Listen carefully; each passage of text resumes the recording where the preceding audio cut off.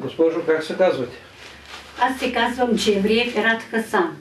Постъпих в болницата преди 5 години. Казаха ми, че бъбречна недостатъчност.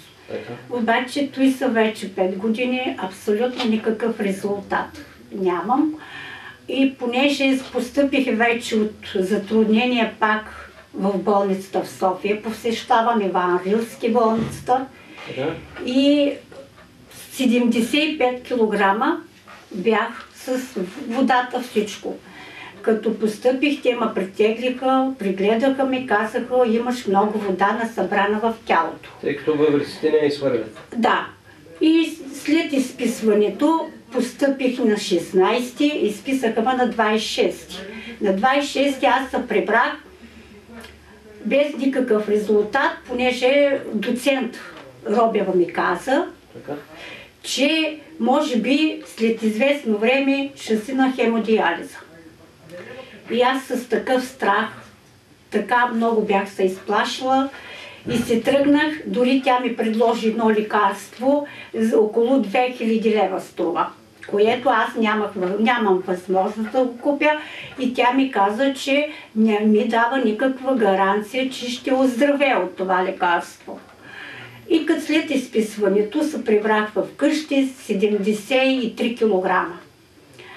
След няколко дена сина ми работи в газ станцията, разбрал за вас, някакъв приятел негов дал адреса и ни веднага на 30 март, не март, февруари. На 30 февруари пристигаме тук. Аз от 1 март почнах лечението с билките.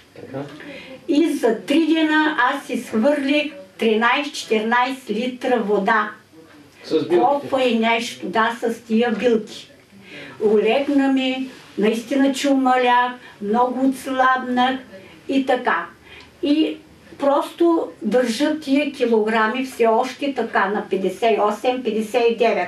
Обаче преди 2-3 дена чувствам, че пак така малко наддавам. Да, наддавах. И пак направи моя син понеже мед нямахме в момента, направи захар, лимон и маслото, там каквото трябваше. Аз изпих само един път го изпих. И аз целият ден не спрях да уринирам. Изхвърлих пак 3 литра вода за един ден. Значи билките ти подействаха много добре. Да, благодарение на вас, благодарение на тия хора, че ни дадоха адреса, се чувствам добре. Чувствам се по-лека, просто съм добре. Да, благодаря ви много. Благодаря и аз.